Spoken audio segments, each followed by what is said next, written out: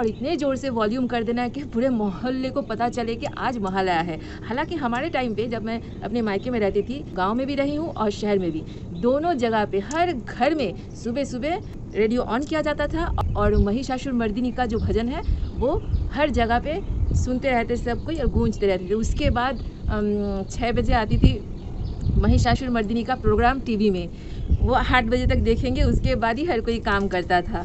हालांकि बाद में ये सारे सिचुएशंस बदल गए, लोग काम में बिजी हो गए, अभी टीवी देखने का समय नहीं है, लेकिन सुबह सुबह सुनने का समय है, वो भी आजकल सुनाई नहीं देती है।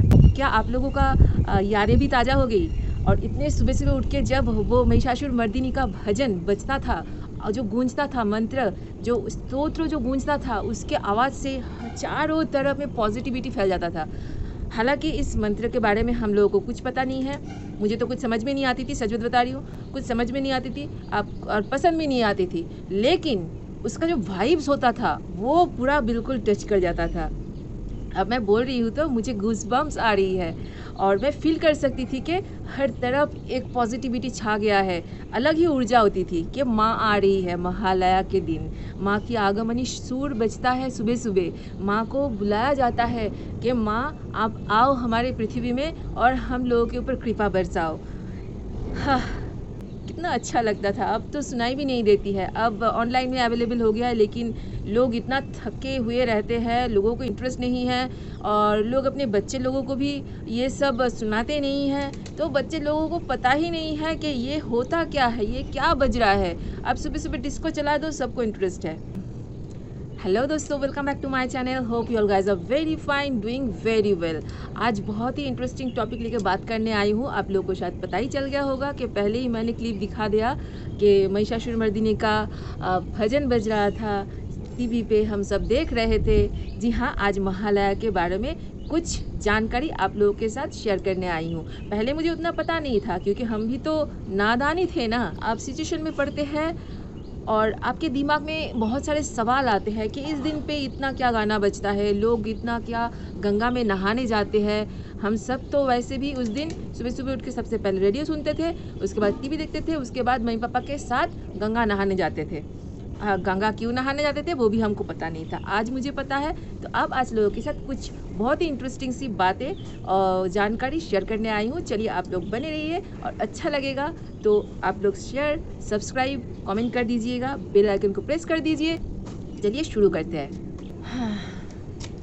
2024 को 2 अक्टूबर को है महालया, मतलब पितृपक्ष का आखिरी दिन है। आखिरी दिन क्यों बोल रही हूँ? इसीलिए बोल रही हूँ कि 17 सितंबर से लेके 2 अक्टूबर तक पितृपक्ष का मुहूर्त रहता है, मतलब 15 दिन के दौरान 17 सितंबर से लेके 2 अक्टूबर तक ना पूर्वज के लिए श्राद्ध, तर्पण ये सब कर सकते हैं, लेकिन स्पेशली 2 अक्टूबर को ही महालया के दिन ही क्यों तर्पण किया जाता है, शुभ माना जाता है। इसीलिए इसको बहुत ही शुभ और स्पेशल दिन माना जाता है क्योंकि उस दिन अमावस है और माँ की आगमन का तिथि भी आता है।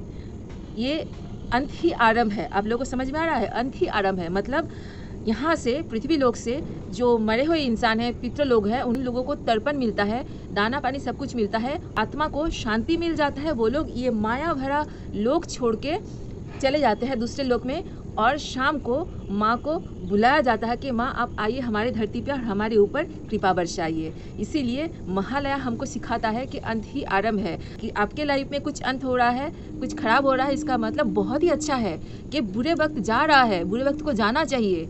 बुरे वक्त इसलिए बोल रही हूँ कि जो पितृ लोग हैं, जो मृत लोग हैं, जो मरे हुए इंसान हैं, उनके आत्मा जो है वो कभी भी शुद्ध नहीं रहता है।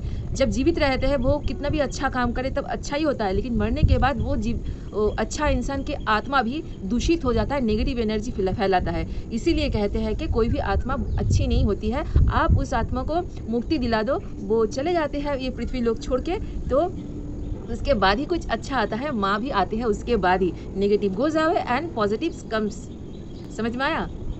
तो चलिए उस दिन तर्पण कैसे किया जाता है और तर्पण की विधि क्या है हम आप लोगों को बताते हैं। सुबह सुबह उठ के आप लोग नहा धो के जो जाएंगे, नहा धो के इसलिए बोल रही हूँ क्योंकि बहुत सारे लोग हैं गंगा में जाके शैम्पू फिर सोप वगैरह वहाँ पे लगाते हैं गंगा में। ये बिल्कुल नहीं करना चाहिए। बालों में, बॉडी में अच्छे से सोप या फिर शैम्पू यूज़ करना है तो घर से नहा के जाइए, उसके बाद गंगा में नहाइए। यही नियम है। इस दिन पितरों का तर्पण करते हैं दूध, तिल, कुश, फूल, उसके बाद सुगंधित पानी मिश्रित जल हम देते हैं, क्योंकि हम जब पानी मिश्रित सुगंधित पानी मिश्रित जल देंगे तो वो जल पितरों को जाता है, क्योंकि उन लोगों का आत्मा अतृप्त रहता है। उस दिन हम देंगे तो वो पितरों को डायरेक्टली मिलता है और उन लोगों का आत्मा को शांति मिलती है। उसके बाद आपको दान पुण्य करना चाहिए, और दान पुण्य करना सिर्फ उसी दिन नहीं, आपको हमेशा से ही करना चाहिए, मरने से पहले ही। मतलब आप इसी लाइफ में आपको दान पुण्य करना चाहिए और प्रकृति का ख्याल भी रखना चाहिए। क्यों बोल रही हूँ प्रकृति का ख्याल रखना चाहिए, प्रकृति को दान पुण्य करना चाहिए? अब मैं आपको बताती हूँ।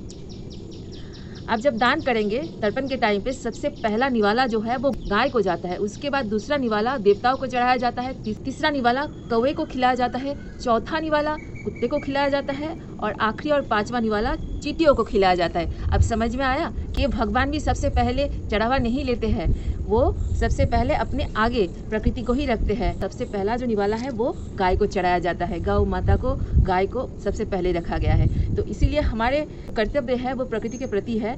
यहाँ पे जो पशु पक्षी का मेंशन मैंने किया, उसका तो सेवा कीजिए ही, बाकी भी माँ का संतान है, उसका सेवा करना बिल्कुल मत भूलिए। समझ में आया कि मरने के बाद भी आत्मा को मुक्ति देने के लिए प्रकृति का ही सेवा करना पड़ता है, तभी जाके अपने आत्मा को मुक्ति मिलता है ना। इंटरेस्टिंग बात है। और आप लोगों ने सुना होगा कि पितृदोष, पितृदोष जो है वो हम सब के कुंडली में कम ज़्यादा है ही। क्यों है? इसीलिए है क्योंकि हम लोग श्राद्ध वगैरह ठीक से नहीं करते हैं, जिनको मुंडन करना चाहिए वो नहीं करते हैं, 13 दिन का जो पालन है नियम है वो ठीक से पालन नहीं करते हैं, इसीलिए पितृदोष लगता है। तो पितृदोष को हटाने के लिए आपको तर्पण करना बहुत ज़रूरी है। अपने पूर्वज का, मृतक लोगों का श्राद्ध ठीक से करना ज़रूरी है। बारिश आ गई है, मैं नीचे जाती हूँ, नहीं तो मेरा कैमरा ख़राब हो जाएगा, फिर मैं कंटिन्यू करूँगी। आप लोग ब्लॉग में बने रहिए। बारिश हो रही थी इसीलिए मैं बैठ के ब्लॉग नहीं बना पा रही थी। बीच बीच में बारिश आ जाएगी, मोबाइल पे पानी घुस जाएगा तो मेरा मोबाइल ख़राब हो जाएगी, इसलिए मैंने सोचा कि चलो ऐसे ही ब्लॉग बनाते हैं। तो आप लोगों के साथ जो बात कर रही थी कि पितृदोष जो होता है वो क्या होता है, वो मैंने आपको बताया कि जो पूर्वज लोग अधूरा काम करके जाते हैं या फिर उन लोगों ने कुछ खराब काम किया है, वो दोष हम लोगों के कुंडली में भी लगता है। इसी कारण हम लोगों के कुंडली को पितृदोष लगता है। और अगर ठीक से श्राद्ध वगैरह नियम वगैरह पालन नहीं किया है मृतक व्यक्ति के लिए, तो फिर उसमें भी हम लोगों को पितृदोष लगता है। ये सब ठीक करने के लिए आपको क्या करना है कि ठीक से सही नियम पालन करना है, चाहे कुछ भी हो जाए। 13 दिन का जो नियम होता है वो आपको पालन करना ही है, नहीं तो आपको ये सब भुगतना पड़ेगा। आपका कोई काम ठीक से नहीं होगा, रुक रुक के होगा। समझ में आया? अब चलते हैं पौराणिक कथा जानते हैं महालया के बारे में, क्योंकि सुबह सुबह उठ के हम महालया के दिन महिषासुर मर्दिनी का भजन सुनते हैं, देखते हैं प्रोग्राम। क्यों देखते हैं? इस दिन हम सुबह सुबह अगर तर्पण करते हैं तो शाम को माँ को कैसे बुलाते हैं? श्राद्ध और माँ का बुलावा एक ही साथ कैसे हो सकता है? हो सकता है क्योंकि नेगेटिव एनर्जी यहाँ पृथ्वी लोग छोड़ के चले जाते हैं, पॉजिटिव एनर्जी मतलब माँ आती है। क्या आप लोगों को भी ऐसा पॉजिटिव फील होता है? मुझे तो होती है। मैं अब जब ब्लॉग बना रही हूँ, आप लोगों के साथ शेयर कर रही हूँ, मुझे गुज़बम्स आ रही है, इसीलिए मैं बोल रही हूँ कि मैं अपना पर्सनल एक्सपीरियंस शेयर करती हूँ जो मुझे फील होती है। हालांकि तब तो पता भी नहीं था कि ये सब क्या होता है, लेकिन फिर भी हम लोग एंजॉय करते थे। और माँ पापा तो सुनते ही नहीं थे कि तुमको समझ में आए या ना आए, तुमको सुबह सुबह उठ के ये सब सुनना है, देखना है, बस। अब मुझे पता चलता है कि क्यों सुना जाता है। तो ये तो गया सुबह सुबह पितृपक्ष के बारे में। अभी हम बताते हैं पौराणिक कथा, जो हर किसी को पता है, लेकिन फिर भी हम थोड़ा छोटा सा करके आप लोगों के साथ शेयर करके बता देते हैं। पौराणिक कथा अनुसार महिषासुर करके एक दानव था, राक्षस था, असुर था, जिनको वरदान मिला था कि ना उसको दानव, ना देव, ना पुरुष मार सकते हैं। इस पृथ्वी लोक में क्या कहीं पे भी नहीं मार सकता है, इसीलिए उनको घमंड चढ़ गया था। घमंड जब आती है ना तो दिमाग काम नहीं करता है, तब अपना ताकत दिखाने के लिए आप अस्त व्यस्त हो जाते हो। इसीलिए उसने क्या किया कि हर जगह पे अपना अधिकार जमाने लगा और तांडव चलाने लगा। और उसके बाद आखिर में महिषासुर ने क्या किया? देवलोक में हमला कर दिया और देवताओं के ऊपर बहुत अत्याचार करने लगे, देवियों के ऊपर अत्याचार करने लगे। उस टाइम पे देवलोक छोड़ के सारे देव देवियाँ महादेव के पास गए कि मदद मांगने लगे। तब महादेव, विष्णु और ब्रह्मा ने सूचना दिया, सबको बुलाया। सब देवगण, महादेव, विष्णु और ब्रह्मा ने मिलके देवी का आह्वान किया, मतलब आदि शक्ति का आह्वान किया। और उन सब से जो ऊर्जा निकला, उसी ऊर्जा से आदि शक्ति का सूचना हुआ, आदि शक्ति का आविष्कार हुआ। और आदि शक्ति उसी टाइम पे माँ दुर्गा के रूप में आई अपने पृथ्वी में, अपने धरती में, अपने यूनिवर्स में, जिसको हम अभी पूजते हैं। तो माँ दुर्गा को तब सब भगवान ने, सब देवताओं ने अपना अस्त्र शस्त्र दे के सुसज्जित किया और 9 दिनों तक माँ दुर्गा महिषासुर से लड़ते रहे। उसके बाद उनका वध किया त्रिशूल से और शेर के ऊपर सवार होके। और वो जो शेर था, शेर हिमालय ने माँ को दिया था कि उसके ऊपर तुम सवार होके महादेव से जो आपको त्रिशूल मिला है उसी से ही महिषासुर का वध करेंगे।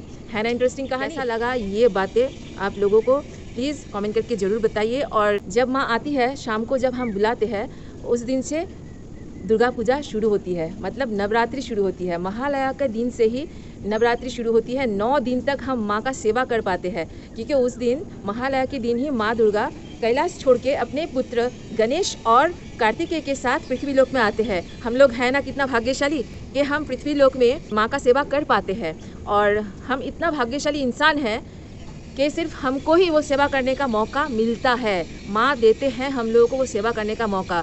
तो कभी भी ये मानव जीवन जो है व्यर्थ मत कीजिए खराब काम करके। माँ दुर्गा को पश्चिम बंगाल में बेटी के रूप में पूजा किया जाता है। ये जो धरती है, ये जो पृथ्वी है, माँ दुर्गा का मायका है। माँ की मायका किस लिए कहते हैं? क्योंकि वो हिमालय की पुत्री थी पार्वती, और जब वो मानव रूप में थी वो पृथ्वी में जन्मी थी, यहाँ पे पली बड़ी थी, इसीलिए ये इनका मायका है। ये पृथ्वी, ये जगत इनका मायका है, ये जगत माता है। इसीलिए तो हम कहते हैं कि प्रकृति को हमेशा प्यार करो। प्रकृति की हर चीज़ जो है वो माँ का दान है, माँ का संतान है। हम भी, एक चींटी भी, वो भी माँ का संतान है। आप जानबूझ के किसी को तकलीफ मत दो। बताया ना पहले कि आत्मा को मुक्ति मरने के बाद भी नहीं मिलता है। वो आत्मा को तभी मुक्ति मिलता है जब आप प्रकृति के चीज़ों को खिलाएंगे, दान करेंगे, तभी आपका आत्मा ये जो माया लोक है इसको छोड़ के जा सकते हैं। आपको तो मरने के बाद पानी भी नहीं मिलेगा अब अगर प्रकृति का हर चीज़ को ऐसे तड़पाएंगे। चलो आज के लिए बस इतना ही, फिर मिलेंगे। Till then bye bye, love you all, जय जगन्नाथ, हर हर महादेव। सब कोई बहुत अच्छे से रहना, स्वस्थ रहना। एक चीज़ दिखाते हैं, मेरे लिए कोई इंतज़ार कर रहा है, ये देखिए, दिख रहा है? ओ, एक बात तो बताना भूल ही गई, जाते जाते वो बात भी आप लोगों के साथ शेयर करके जाती हूँ। आप लोग सुनिए और देखिए। दिख रहा है, ये सारे इंतज़ार कर रहा है। माँ की मूर्ति बहुत दिनों से बनता रहता है, कहीं कहीं पे तो 2-3 महीने से, 6 महीने से मूर्ति बनता रहता है। सब कुछ हो जाता है, सिर्फ नेत्रदान नहीं किया जा सकता है। महालया एक ऐसा पुण्य तिथि है, उसी दिन ही माँ को नेत्रदान किया जाता है, मतलब मूर्ति का प्राण प्रतिष्ठा हो जाता है। चलो भाई।